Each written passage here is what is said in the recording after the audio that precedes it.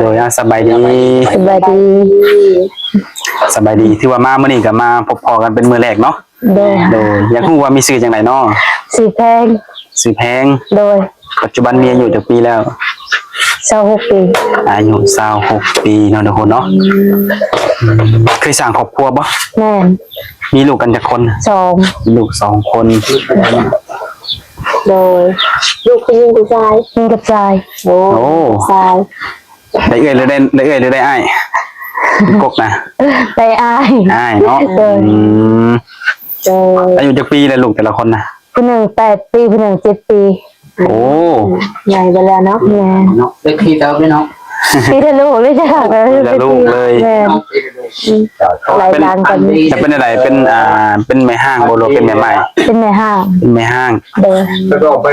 ป้าห้างกันโดนระบอกกับผัวป้าห่างกันประมาณได้6 ปี7 ปีไปนี่แหละโดนเติบเป็นลืมนะก็จะบอกเลยจ้ะจนลืมมาตัวเองโซ่แสดงว่าเจ้าเลี้ยงลูกมันแต่น้อยพุ่นแม่ตั้งแต่5ก็เกิดกับผู้ที่2เขาเลี้ยงมาจนใหญ่จนหอดปัจจุบันเด็กคนเดียวโดยเป็นอะไรที่ไปที่มาสาเหตุที่แบบต้องเลิกลากันนะแต่พิเตียนกันนี่แหละบางทีไปพิเตียนกันแต่ต่างคนต่างไปนะอยู่ร่วมใช้ชีวิตกันจากปีนะ2 ปีในลูก2 คนเนาะปีที่3รีปากันนะที่เขาปีที่3รีได้ปากันพิดกันเลยปากันโดยสามีบ้านเดียวกันบอกคนบันดงกับครูโดยคนบันดงเนาะแม่เขาเลยสูอยู่เพื่อนเขาเองนี่แหละอยู่เพื่อนเจ้าเองเนาะแม่เขาชูเด้เขามาชูแล้วแบบว่าโดยเขาไปอยู่เพื่อนเขาได้2 เดือนที่เสียนะแล้วก็เขามาอยู่เองก็คือแบบว่าเลิกลากันในสาเหตุย้อนบ่เข้าใจกันอย่างกันเนาะแต่ว่าปัจจุบันนี้ก็คือบ่ได้ยุ่งเกี่ยวกันแล้วว่าบ่เพิ่นก็มีครอบครัวใหม่แล้วปัจจุบันนี้แต่ว่าลูกน่ะอยู่มาอยู่จะเบิดแม่นลูกหันอยู่นำเฮาหมด2 คนเพิ่นเข้าโรงเรียนอยู่บ่ผู้หนึ่งเรื่องว่าข่าวบอกกับมือบ่ได้ไปเด็กน้อยนะครับเหมือนบอกเมื่อไหร่เด็กน้อยนั่นน่ะเด็กน้อยแต่อารมณ์เพิ่นแม่เนาะบ่เป็นดื้อดอกใช่ป่าวแล้วก็แบบไปโรงเรียนกับไปเด้อกับบ่ไปจ้ะไม่ได้ข่าวแต่ผู้หนึ่งบ่ได้ข่าวนะว่าคือทางสาวแพงเนี่ยก็เป็นโสดมา6-7 ปีเนาะแม่แบบบ่คิดอยากหาสามีใหม่เนี่ยบอกก็ถ้าไปคิดอยู่ก็ได้อยู่แต่ไอ้แทนค่ะลูกใหญ่ก่อนจะหน่อยนึงอ่ะแต่ว่าสิเอาก็ว่าใส่ลูกใหญ่จักปีจังสิสร้างครอบครัวอีกประมาณถ้าลูกเขา9 ปี10 ปีก็จะสิเอาว่ะผู้น้อยแม่นบ่แม่นยังน้อยนะแบบเอาก็คันว่าสิเอาก็ได้อยู่ดอกแต่ย่านเพิ่นบ่ฮักลูกบ่แพงลูกเฮานะยังน้อยดื้อๆนะถ้าว่ามีคนที่แบบว่าหักจะได้หักลูกจะได้แต่อยากมาสร้างครอบครัวนำเจ้านี่เจ้าก็พร้อมที่จะเอาบ่แม่นคันว่าเขาหักแพงดูเขาปกติยังเขานะปกติถูกปกติยากเขาก็เอาได้เนาะเขาก็หับได้คันว่า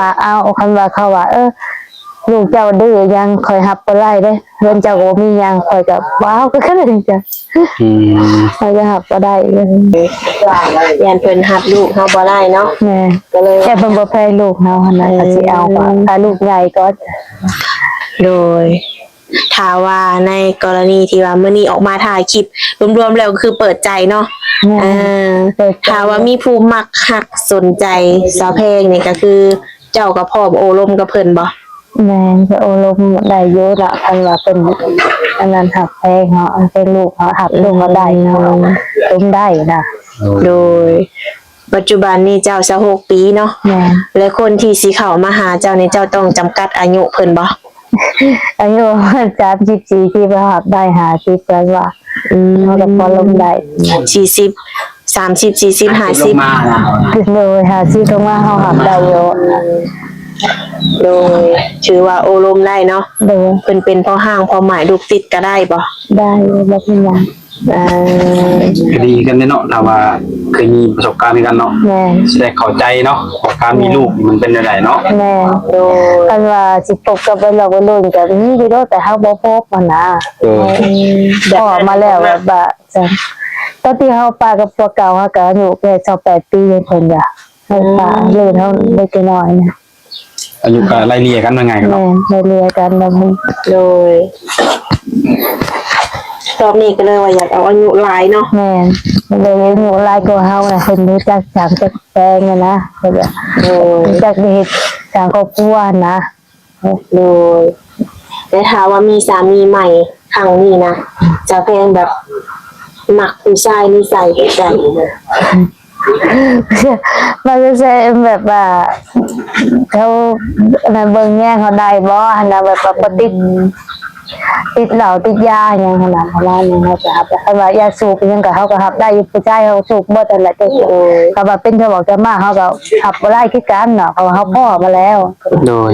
มันว่าสูบเหล้าสูบยาเขารับได้อยู่แต่ก็ โดยกรณีที่ว่าสูบยาเนี่ยหับได้เนาะ แม่สูบยา พ เขาได้ วกแบบยาเสพติดอีกอย่างนี่คือบ่หับเนาะ ว้าวถึงจะพ่อมาแล้วเด้ พ่อมาแล้วว่า เลยบ่มันกระได โดยเคยเจอมาแล้ว เลยบ่อยากให้มีประวัติซ้ำซ้อน แม่ โอ้มีผู้บ่าวฝั่งไทยสนใจเจ้าก็คุยได้บ่ คือได้อยู่ ได้อยู่เนาะ เลย ถ้าว่าจะมีสามีใหม่นี่เจ้าไปอยู่น้ำเพิ่นได้บ่ เขาอยากอยู่เพื่อนเขาเองเพราะว่ายังมากกับพ่อแม่ก็ไม่อยากให้ไปมันได้เนาะเพราะมันมีอยู่น้ำแม่นั่นแหละเพราะว่าก็มีอยู่แล้วเนาะแต่ว่าเพิ่นก็แบบอยู่เพิ่นก็สิไปหาเงินหาคำบ่ได้นะยังเป็นเฮานั่นแหละน้องสองคนก็สิไปเมื่อจำปาสักแล้วว่าแล้วก็คนหนึงก็สิไปเรียกนั่นแหละยังแต่เฮาวันนี้กับอ้ายคนหนึงอยู่นำพ่อแม่ รวมๆแล้วทั้งหมดอันอ้ายน้องมีกันจักคนจ้ะ 5 คน 5 คน โอ้โห โอ้ จะเป็นคนสุดท้ายป่ะ ก็เลยได้แล้วเดี๋ยวมีน้อยคนหนึง มีน้องอีกคนหนึงติดกุหลาเนาะว่าไง กุหลาบนั่นแหละ ถ้าว่า กุหลาบจะเห็นกินที่นี่เลยกุหลาบแหละ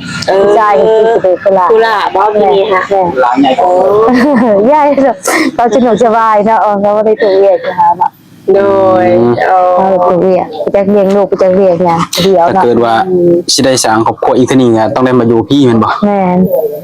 ถ้าว่าเพิ่นบ่สะดวกหรือว่า มือน้ำแม่เลยมันไปโดนแม่กันแม่แต่ว่าเพิ่นก็สิไปเลี้ยงแล้วนะ อืม เป็นแม่ ในกรณีที่ว่าสามีนี่มาอยู่ลาวบ่ได้เลยจ้ะ แต่คันว่ามาอยู่ลาวบ่ได้ก็เที่ยวไปเที่ยวมานะกันได้โยกันเนี่ย ได้อยู่เนาะแบบ แม่ นั้นเนาะ แม่ โดยบางทีบัดเฮามีสามีเป็นคนไทยบ่หรือว่าอยู่ทางไกลบ่แบบนี้เพิ่นอาจจะมีธุรกิจเนาะมีเวียกมีงานของเพิ่นที่ว่าปะถิ่นบ่ได้ แต่ว่าก็เที่ยวไปเที่ยวมาได้เนาะ ด้วยจ้ะแบบว่าก็มีอยู่คนน่ะคนแถวบ้านเขาก็มีอยู่พวกมีพวกคนไทยเขาก็ยังเที่ยวไปเที่ยวมาหากันเดือนหนึ่งเขาก็มาเทื่อหนึ่งเดือนหนึ่งเขามา2 เทื่อแบบนี้ โดย คนในบ้านนั่นแหละเอาเป็นกัน แบบนั้นได้อยู่เนาะ โดย โดย คันว่าที่ให้น้องไปอยู่น้องเขาน้องบ่ไปบ่มีไปอยู่น้องพ่อแม่นะเรียนขอได้แม่เป็นลูกให้ โดย แต่ทุกมื้อได้ซะอยู่ภายในเฮือนในซ่านนี่มีเรียกว่าธุรกิจหยังเฮ็ดอยู่บ่ ก็ปัจจุบันนี่ก็มันก็บ่มีคอยสิมีนั่งเรียกันนะแต่เก่าอะไปเก็บปีแต่ต้นที่ว่าบงได้อะไรไปเก็บกาแฟอยู่ปากซองเนาะใช่ก็เป็นบ่เป็นซองผ่านมาเลยแหละเก็บไปเรียอยู่ โดย ไม่ได้เฮ็ดนาอยู่บ่สักแต่ละปี เฮ็ดแต่ว่าปุ่มกินเนาะ ผมกินบ่ปีหนึงได้หลายปานใดจะบ่คม ปีนึงได้หาที่จอด40ก็เดี๋ยวมันบ่เป็นแบบ40เนาะ อยู่กันหลายคนเนาะ แม่นมีแต่ว่าเมิดแล้วก็พร้อมกันไปหาเงินซื้อนะ โอ้ ไปกินอย่างนี้นี่ก็สิหมดแล้วอ่ะหมดเลยก็ไปหาเงินซื้อกิน ยังจักสอบตอนนี้ ยังเข้า6 จอบนั่นแหละ เขาเปลือกบ่ แม่น อืมเอาบ่เข้านี่ก็เลยเนาะพากันไปหาเงินซื้อข้าวแล้วเนาะ แม่นเข้าก็เมืองมันก็แพงอ่ะนะจอบนึง300,000 400,000ในบ้านนั่นเขาขายก็แพง อืม เขาก็เลยไปหา โดยสาเพลงคือไปเฮ็ดเวียกอยู่ไทยอยู่บ่ บ่เคยไปอยู่ไทยคันว่าไปเฮ็ดงานอยู่เวียงนี่เคยไปอยู่ โอ้บ่เคยไปไทย เคยไปไทย คิดอยากไปเฮ็ดอยู่บ่ แต่ว่าอยากไปอยู่แต่แม่ว่า ไปยังมันกลายเป็นเรียกแถวนี้ก็ได้เงินคือกันว่าเลยไป แม่กินฮอด อี ลู ก ก อย่างก็แม่นอีกอย่างก็บ่มันบ่มีพี่น้องไปไทยนะเป็นไปเฮ็ดงานอยู่เวียงนะก็เลยไปนะไปงานแถวใกล้แหละ เรียนแม่ว่าพี่น้อง เอื้อยเด้ไปเฮ็ดเนี่ยเอื้อยไปประจำเลยเด้อเอื้อยเฮ็ดเวียง คือพี่น้องนี่บ่เคยไปไทยเนาะ เป็นงานอย่างอยู่ งานบ้านงานบ้านค่ะแต่ปัจจุบันนี้มันก็มีแต่ว่าเขาให้เช่าห้องอย่างนั้นนะเช่าห้องเอง ของเจ้าของเสิร์ฟบ่ แม่น ทำบ้านเป็นชาวห้องเด็ก เอาแบบว่ามาเฮ็ดในบริษัทเองบริษัทเขาให้เช่าห้องเลยเช่าห้องซื้อกินเอง เดือนหนึ่ง3 ล้านห้า โอ้เดือน3 ล้านห้า คิดเองอีกครบ บ่กุ้มนะกุ้ เนาะ ม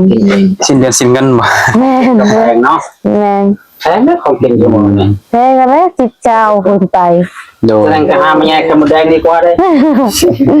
แย่อยู่แล้วแต่ว่าแดงแต่มื้อนั้นก็อาจพี่แย่ก็ได้50 60บาท ยังไงบ่ได้มาขาย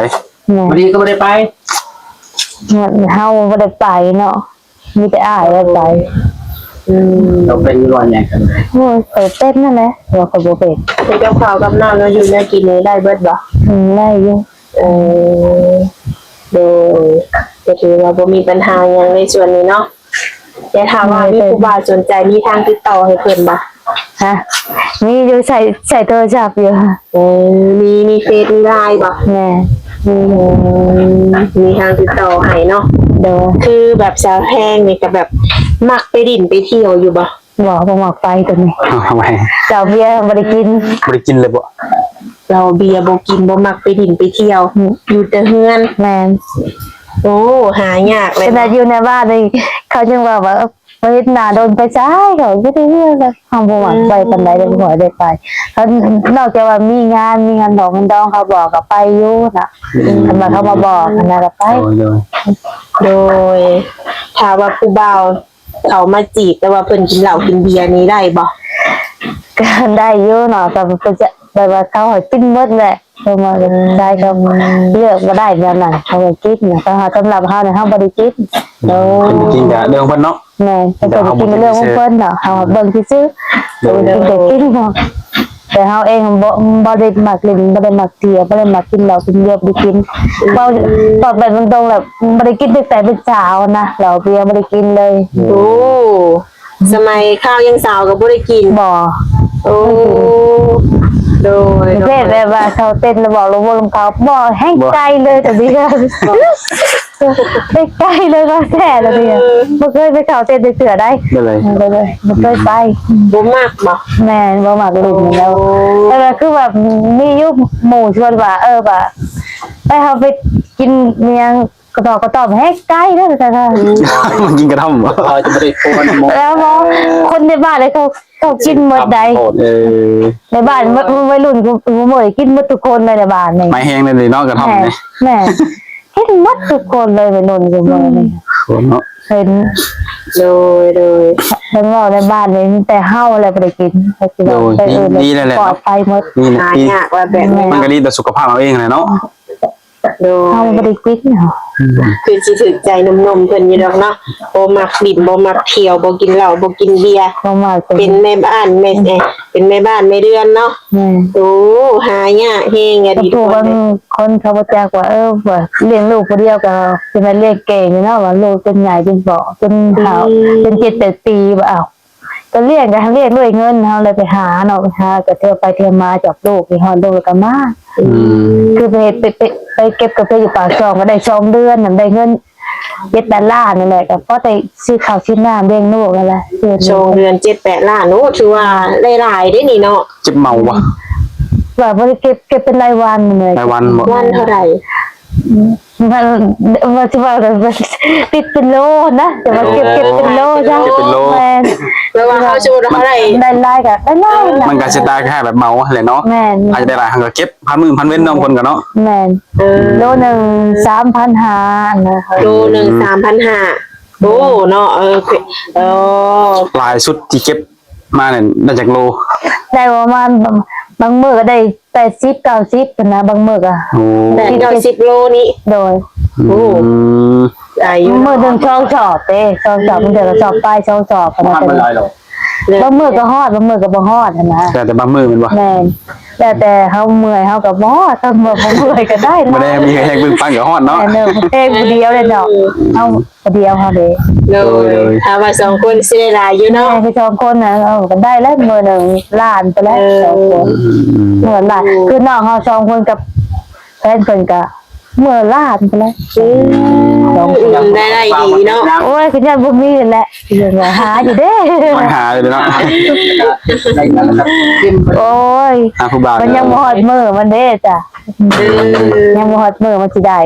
แม่นได้เนาะ ฮอดมือได้มันได้เองเนาะ แม่นแหละ อยากหาอยู่เนาะ แบบผู้บ่าวแถวบ้านแบบนี้นะบ่ได้ถูกใจเจ้าบ่ บ่เคยเลิฟเลยว่าตรงๆบ่เคยเลิฟผู้บ่าวบ่ได้แก้เถื่ออะไรเด้บ่เคยจีบผู้บ่าวบ่ได้จักเถื่อ เขาบ่เคยมาหาเจ้าหรือเจ้าบ่ได้จีบ ค่อยได้บ่จีบเองบ่ไปค่อยบ่ เขามาหาอยู่บ่ เขากับมาเจียคนแต่ค่อยบ่มักเนาะเขาก็บ่ลง แม่นแล้วเนาะเอาบ่มาเนาะ มาเดียวไงวะ แม่นบ่มักคนบ้านเดียวสิมาเฮ็ดคนบ้านเดียวเนาะเฮ็ดหน้ากันทุกมื้อสิมา เป็นกับตนาจำใหญ่ดิ แม่น ได้คนมัน ก็มีได้คนในบ้านก็เขาก็มาเขาว่าสิเอาบ่กับข่อย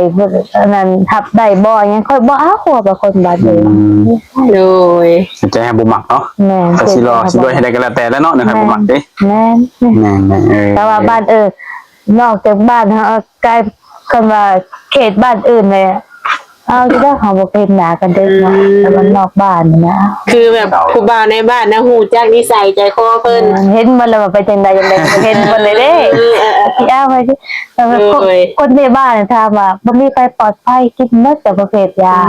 จริงเนาะ ตามที่เห็นมาเนาะ แม่นแต่เห็นมาบ่เคย